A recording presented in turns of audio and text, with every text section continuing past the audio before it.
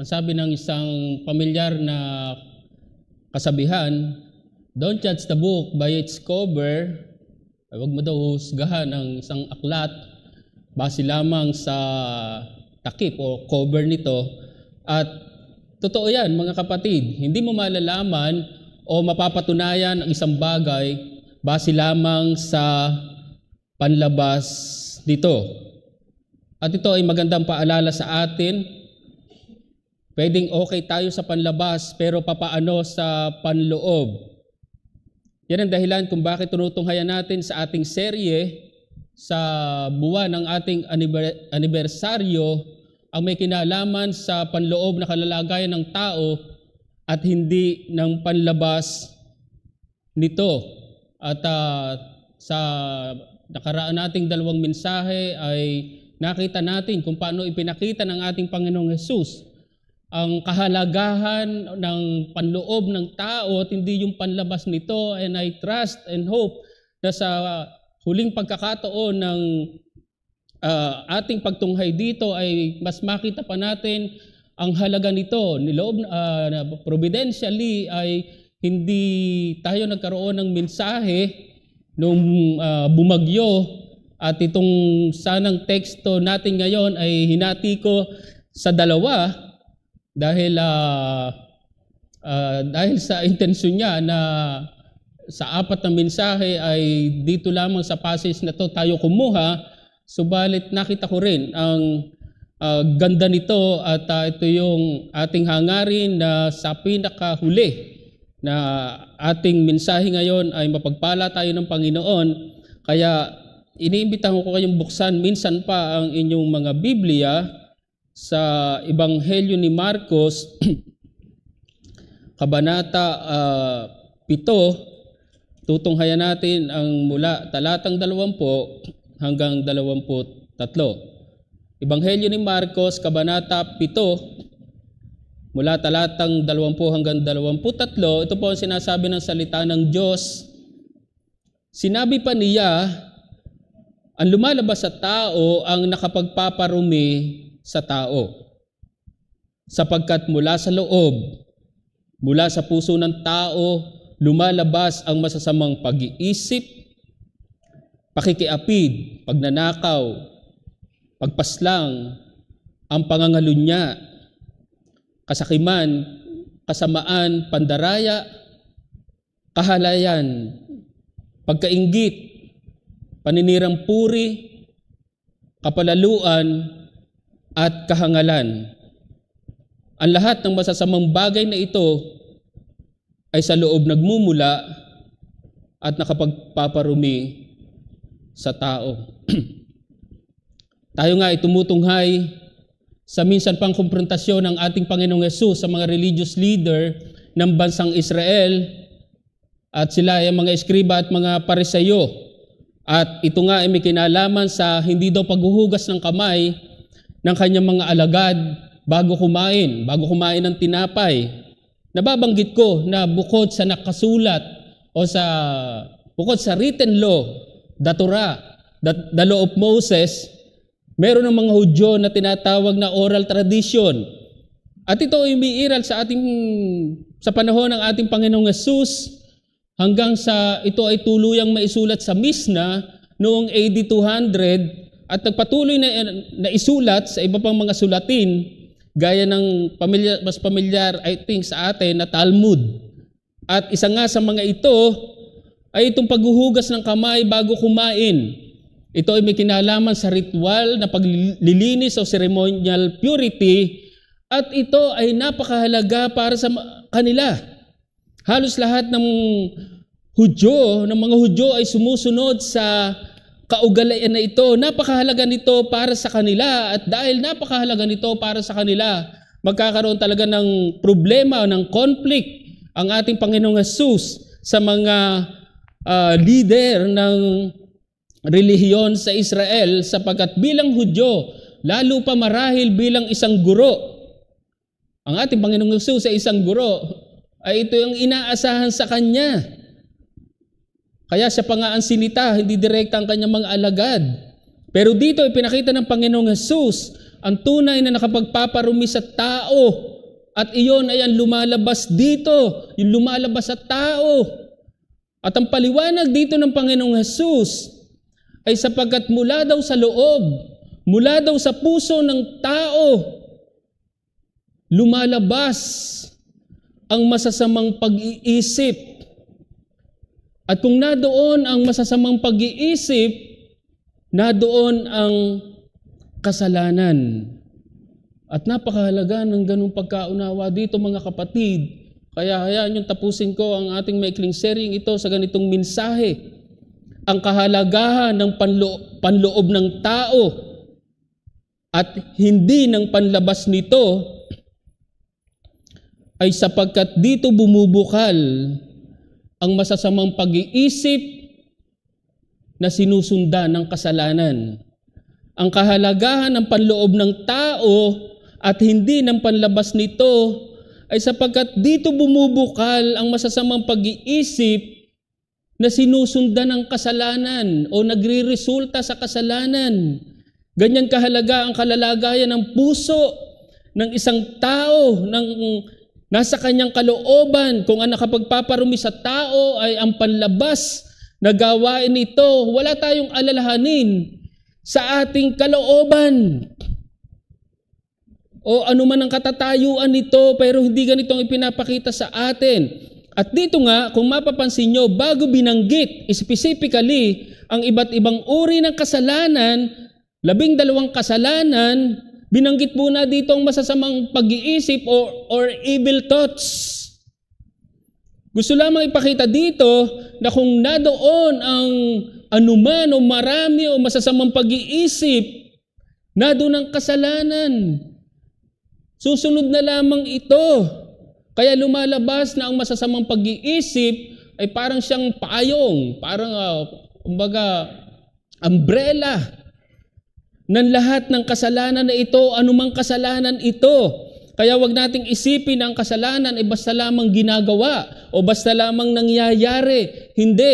Ito ay nagmumula lahat sa masamang pag-iisip, anumang uri ng kasalanan, anumang kasalanan ng gawin ng tao, ang lahat ng iyon ay mula sa kanyang pag-iisip, sa masamang pag-iisip.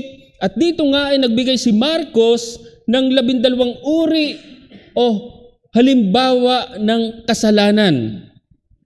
Alam nyo, sa account ni Matthew, sa chapter 15, 6 lang ang kanyang binanggit doon.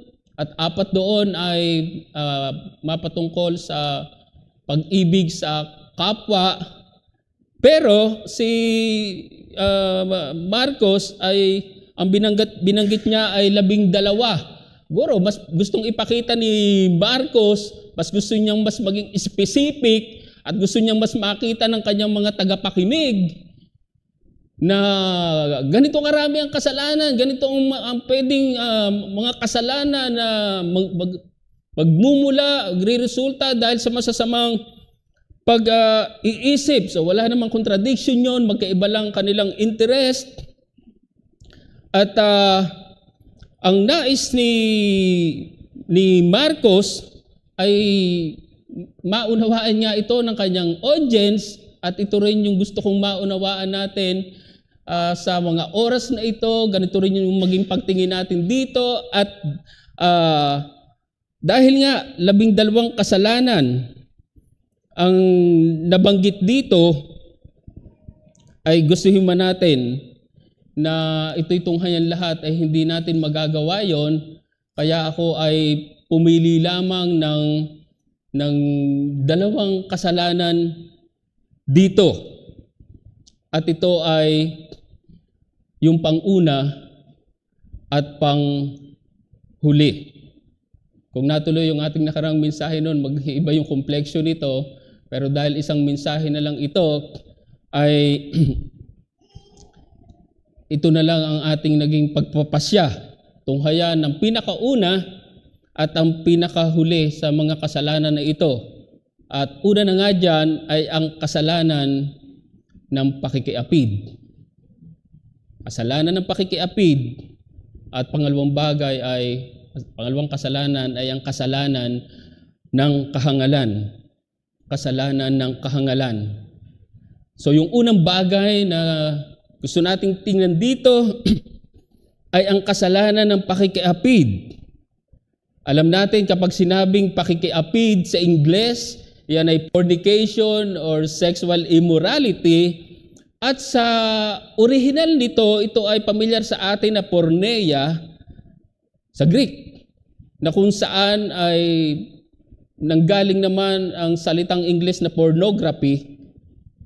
Ito ay mga sexual na gawain, lalo na sa paglalarawan ng lumang tipan o ng Biblia, nagsinabing fornication, sexual immorality, ito ay mga sexual na gawain labas sa tali ng kasal. So ito ang sinasabi sa partikular na kasalanan na ito. Merong mga tao na nai-engage sa iba't ibang uri ng gawaing sexual labas sa tali ng kasal. At ito ay kasalanan sapagkat ang gawaing sexual ay ipinapahintulot lamang sa tali ng kasal. Hindi talaga ito masama, pero may tamang lugar ito, at ito ay sa tali lamang ng kasal. Labas dito, liban dito, ito ay kasalanan na ng pakikiapid o sexual immorality. Ganito yung gusto kong makita natin dito. Ang Kristiyanong binago ang puso ay walang anumang gawaing sexual liban sa tali ng kasal.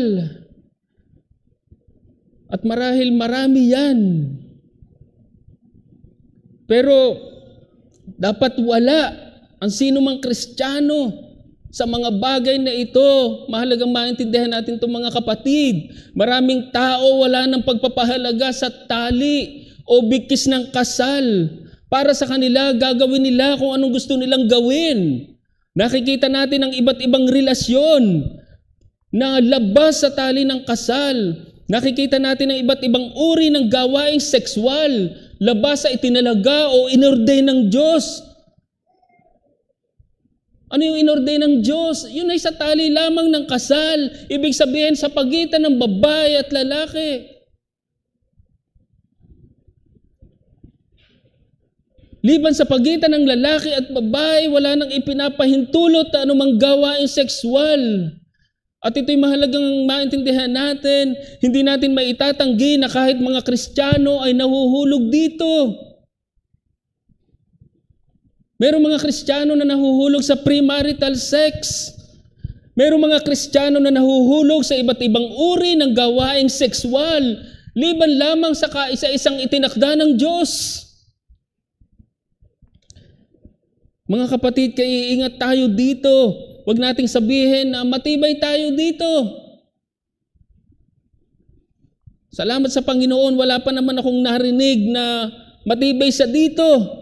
Pero baka merong ganyan nag-iisip at marahil meron nang ganyang nag-isip at nagsabi, matibay ako dito. Nakita natin na ito'y nagmumula sa isip. Ganun sa kapanganib at dahil dito nagmumula sa isip, kapag ito'y lumago, kapag ito'y nag-mature, kapag ito'y hindi mo nabantayan, hulog ka dito.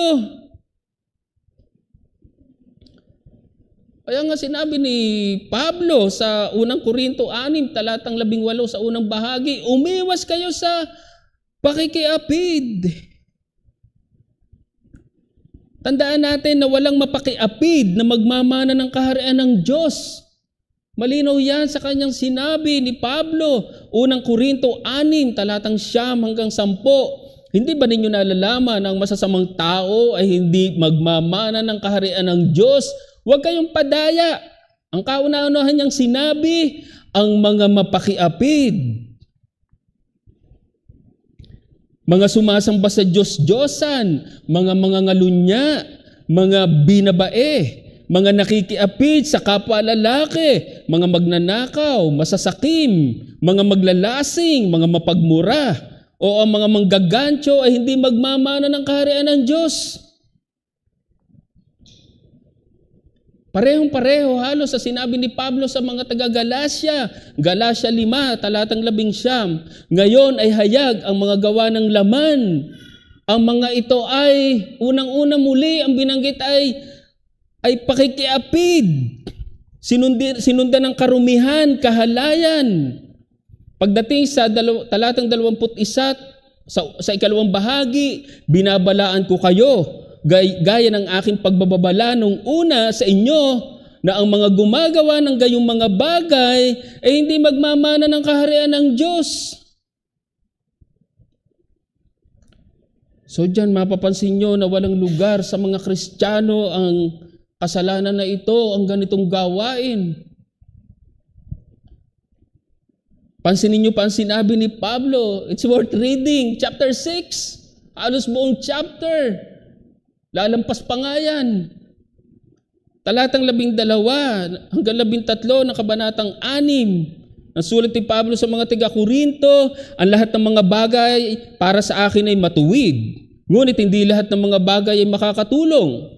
Ang lahat ng mga bagay para sa akin ay matuwid, ngunit hindi ako paalipin sa anuman. Ang pagkain ay para sa tiyan, at ang tiyan ay para sa pagkain, ngunit ito at ang mga iyon ay wawasakin ng Diyos. Gayunman, ang katawan ay hindi para sa pakikiapid, kundi para sa Panginoon, at ang Panginoon ay para sa katawan. Marami pang sinabi dyan si Pablo, following verses, pero gusto lamang ipakita dyan na walang lugar sa atin ang kasalanan na ito. Mga kapatid, wag nating maliitin ang kasalanan na ito. Anong ibig kong sabihin kung bakit wag nating maliitin ang kasalanan na ito? Siguro kung pag-uusapan ng kasalanan, unang may isip mo dyan ay pagpatay, pangangalunya, pagnanakaw, lalo na marahil milyon-milyon, bilyon, etc. Pero hindi ang pakikiapid. Nabanggit ko kanina na ito'y karaniwan na sa mga tao. Sa panumparaan, wala na silang pagpapahalaga sa tali ng kasal. Parang di nakasalanan. Katunayan, ang iba ay proud pa sa gawain na ito. Mayroong mga relasyon na hayag kahit mali. Anong relasyon? Babae sa babae, lalaki sa lalaki.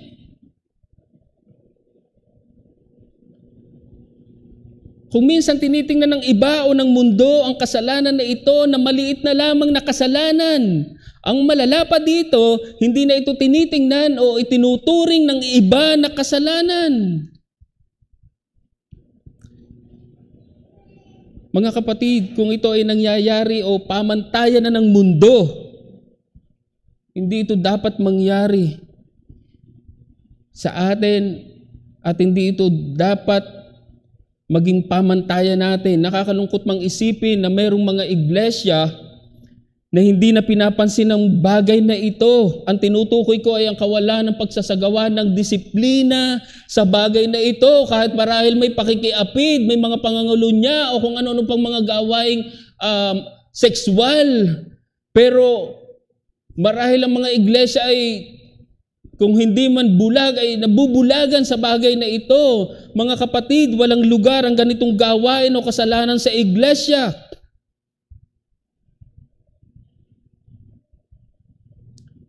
Ang sabi ng simbahang Katoliko, bakit hindi natin hayaang magsama ang dalawang nagmamahalan? Babae man o lalaki. Yan ang dahilan kung bakit pinayagan na nila ang same-sex union. Bagaman hindi pa nila pinapayagan ang same-sex marriage, pero pinayagan ang same-sex union.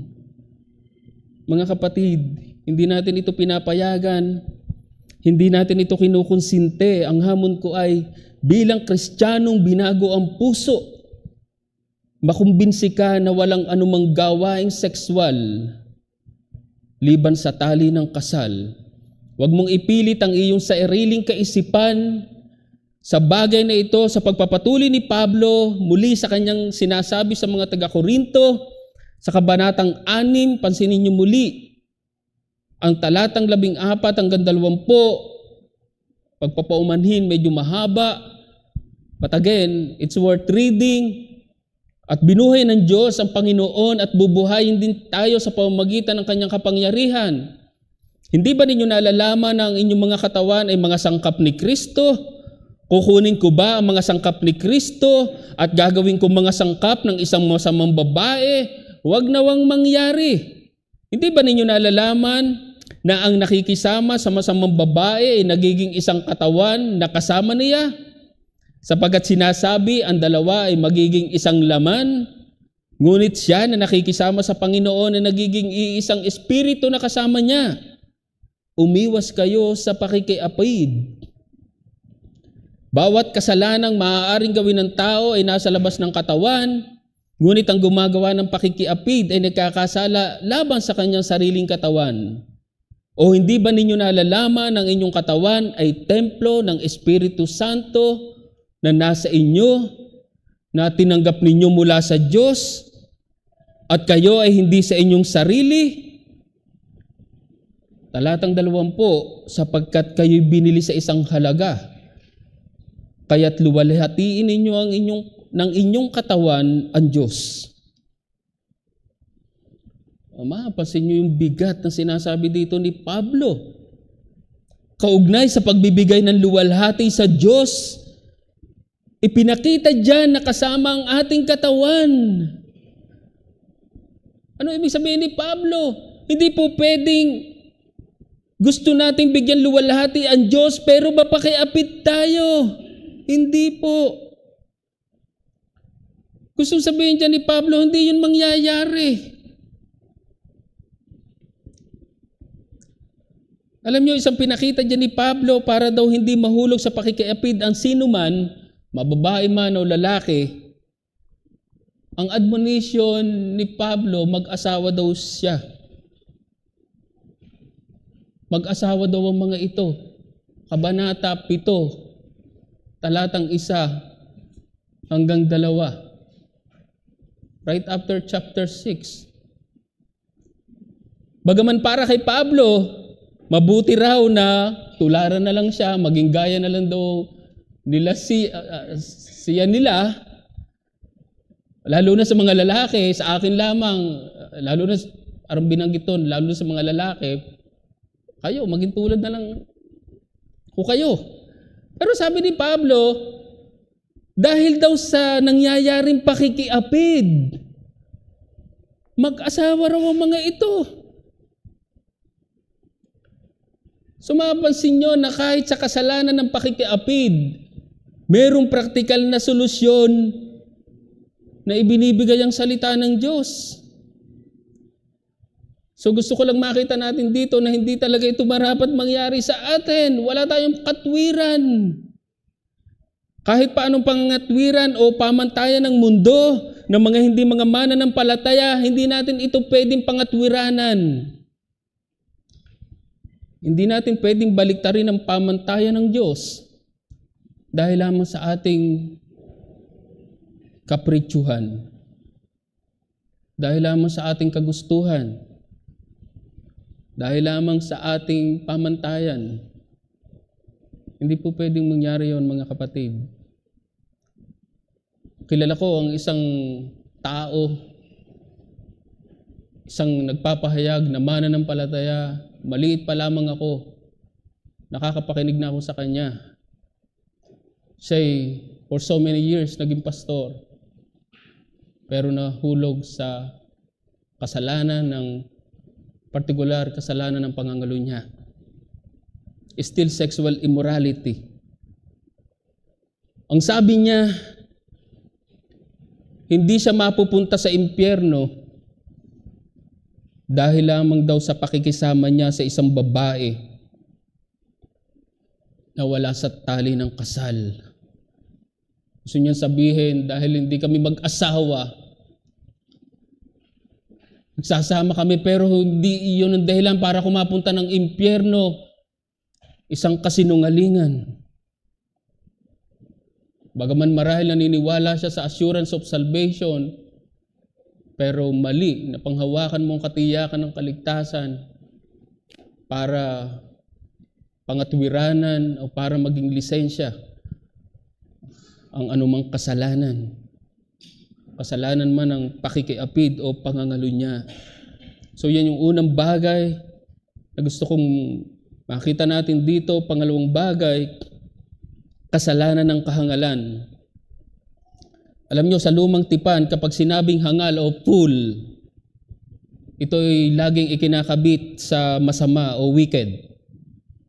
At kung ikaw ay hangal, ikaw ay wicked, wala kang tamang ugali sa Diyos.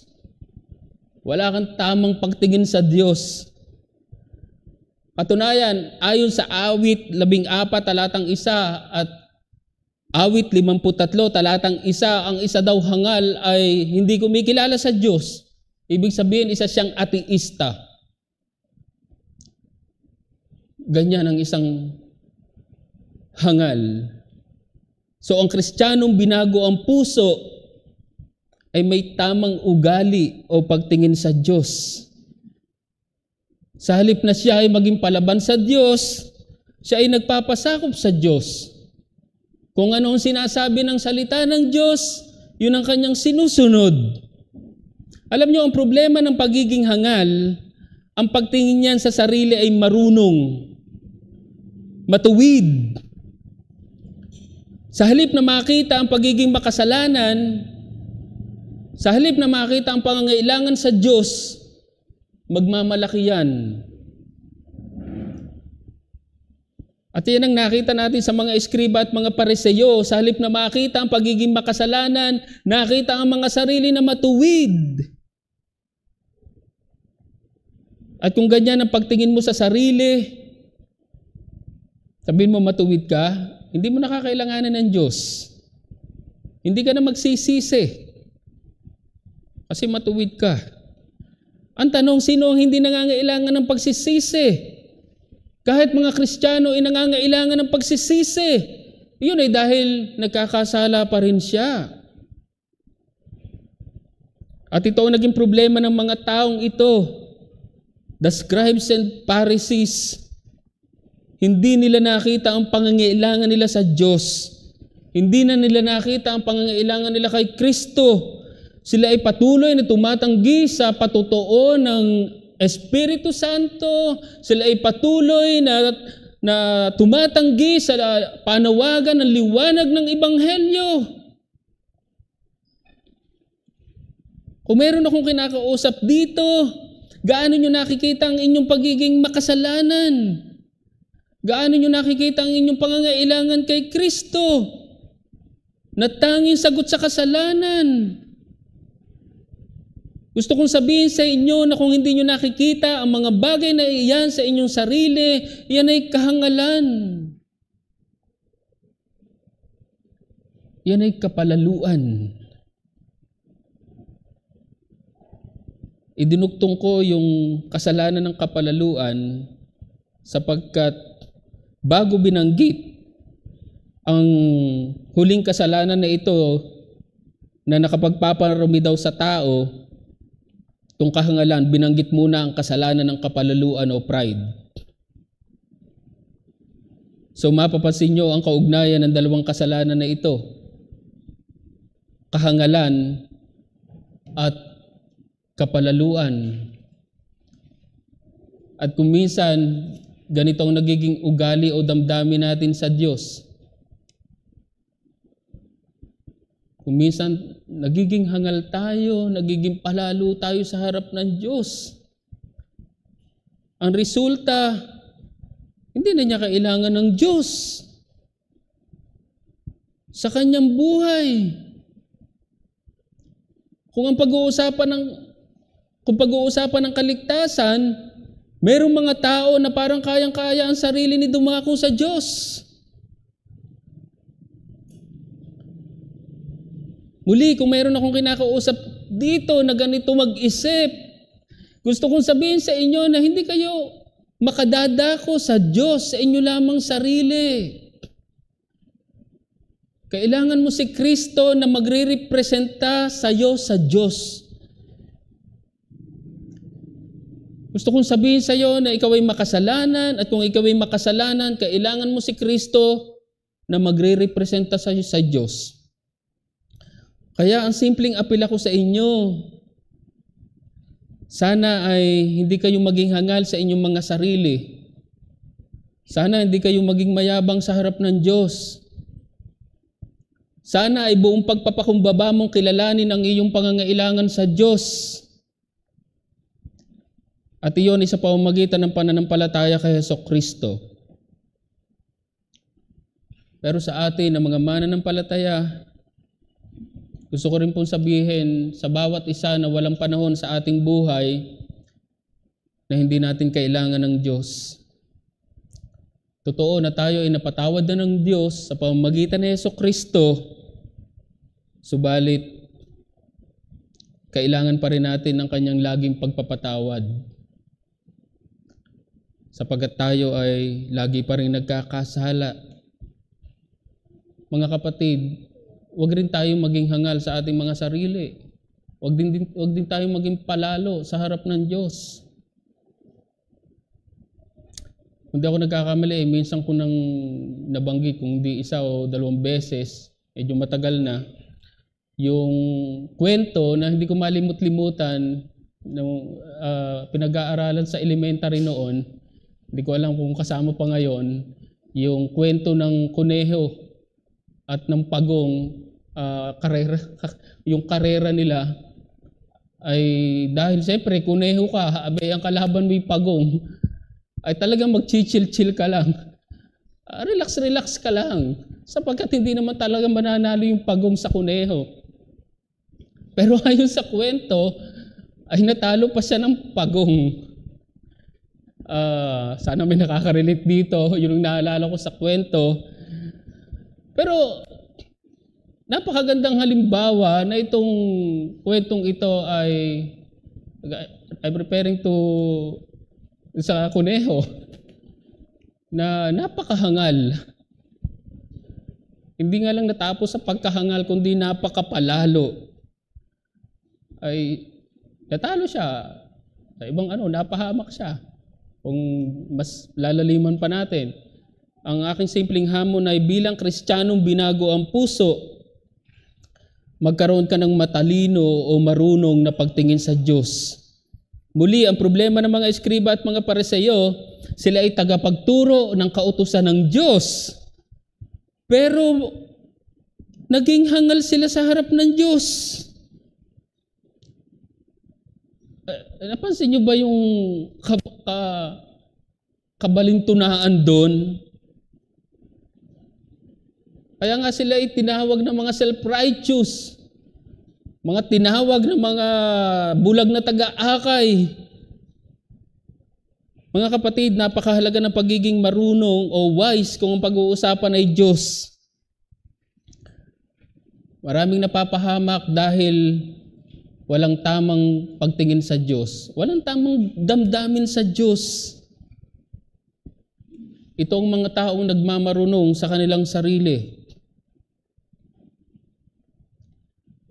Mga kapatid, iba ang marunong o magkaiba ang marunong sa nagmamarunong. Ang pagiging marunong kumilala sa sarili na makasalanan, marunong kumilala sa pangangailangan sa Diyos. Ang nagmamarunong, kinikilala o tinitingnan ng sarili na lampas sa nararapat. Tinitingnan o kinikilala ang sarili na matuwid sa harap ng Diyos. At yun ay kahangalan. Yun ay kapalaluan. Totoo marahil na hindi madali na maging marunong patungkol sa Diyos. Hindi madali na maging marunong sa harap ng Diyos.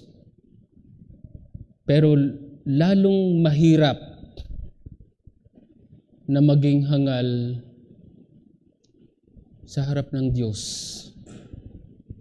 Anong pipiliin natin? At ito yung hamon sa atin dito mga kapatid. Hindi ko alam kung aware kayo na kamakailan lamang ay isa na namang kilala at marahil hinahangaan ng marami na isang Reformed Baptist pastor ang nahulog na naman sa kasalanan ng pangangalo niya. At yun ay sa katauhan ni Samuel Renihan, isang Reformed Baptist pastor, a very well-known Reformed Baptist pastor in California. Nadiskubre na siya ay hindi malinaw kung paano nadiskubre, but ito yung kanyang ipinahayag sa kanyang, hindi ako nagkakamali, sa kanyang mismong vlog yun. Repentant siya, pero ang isang sinasabi niya dahilan bakit siya nahulog sa kasalanan na ito, iyon ay dahil nagpakahangal siya sa kanyang sarili. Malinaw sa kanya ang instruction ng salita ng Diyos, may mga sinite siya doon. Isa doon ay ang Proverbs 1:7 na kung saan ay the fear of the Lord is the beginning of wisdom. Tapos yung kasunod doon, but fools despise, hindi ko na kabisa yung dulo, pero yung ang hangal daw ay dinidespise ang turo, instruction ng salita ng Diyos. Katunayan, tinawag niya kanyang sarili, kung tama ang aking pag-alala, na tinawag niya na siya greatest of fools. Siya yung pinakadakila sa mga mangmang. Sobrang nakakalungkot. Sana makita natin ang bigat ng kasalanan ng kahangalan, sapagkat hindi lamang natatapos sa kasalanan ng kahangalan, gaya ng karanasan ng isang lingkod ng Diyos, na dahil sa kanyang kahangalan, nahulog pa siya sa kasalanan ng pangangalo niya. Huwag sana itong mangyari sa atin, mga kapatid, at ito yung ating panalangin. Ito yung sana yung maging panalangin nating lahat bilang isang iglesia, bilang mga individual na Kristiyano, bilang isang iglesia, na ilayo tayo sa anumang kasalanan man ng pakikiapid, pangangalunya, kapalaluan, kahangalan, etc., etc. But sa ating himno na awitin bilang tugon, may saktong salita na ginamit dito patungkol sa ating pangalawang kasalanan na ito na tinunghayang kasalanan ng kahangalan. Ang sabi sa pangalawang saknong, sa katotohanan mo'y akayin, sa kamali ay huwag pabayaan, kahangalat, bugso ng damdamin, sa pagtandang walang kagalakan. Bilang tugon, awitin po natin, maging panalangin natin, aming Ama, kami po'y gabayan. Magwakas po tayo sa panalangin, mga kapatid. O dakilan namin Diyos, aming mabuti at mahabaging Ama, nagpapasalamat kami sa liwanag ng iyong salita na minsan pang nahayag sa aming kalagitnaan. Tunay na napakabuti niyo, O Diyos, sapagkat kung minsan ay may mga bagay kami sa aming mga buhay na hindi nakikita, kahit pa sa kasalanan, kung minsan ay nabubulagan o nagpapakabulag kami sa mga hayag na katotohanan ng iyong salita. Panginoon, patawarin niyo kami sa mga bagay na ito. Salamat at nakita namin kung saan nagmumula o kung bakit may kasalanan o nangyayari ito sa buhay ng isang tao kahit pa sa iyong mga anak. At yun ay dahil sa masasamang pag-iisip na nagmumula sa kalooban at puso ng isang tao. Panginoon, naway tulungan niyo kami na maging malayo sa anumang kasalanan, na nabanggit sa aming teksto, sa aming natunghaya na dalawang kasalanan, ang kasalanan ng pakikiapid, ang kasalanan ng kahangalan. Panginoon, naway mahabag ka sa amin. Kinikilala namin na walang sino man sa amin na matibay. Anumang kasalanan ito, kasalanan man ng pakikiapid, kasalanan ng kahangalan o kapalaluan, Panginoon, mahabag ka sa amin. Naway makita namin na kailangan ka namin sa lahat ng panahon sa aming mga buhay, maging sa usapin ng mga pagkakasala. Lagi kami nagkakasala, O Diyos, kailangan namin ang iyong laging pagpapatawad. Naway patuloy niyong buksan ang aming mga puso, O Diyos. Kami nananalangin, nagsusumamo din sa aming mga kasama ngayon, mga bisita, mga mahal sa buhay. Sa bulwagan mga ito, marami kasama kami online. Panginoon, naway puhin niyo ang kanilang mga puso't isipan. Naway makita nila ang kanilang kawalan sa iyong harapan. Naway makita nila na hindi nila kayang dumako sa iyong presensya. Kailangan nila sa Jesucristo sa kanilang mga buhay.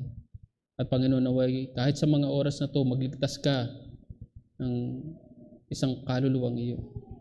Salamat muli, Panginoon, sa iyong salita. Salamat at patuloy kang nagpapaalala sa amin, Panginoon. Tunay na pinupuri ka namin at ito po ang aming panalangin sa pangalan ng aming Panginoong Hesus. Amen.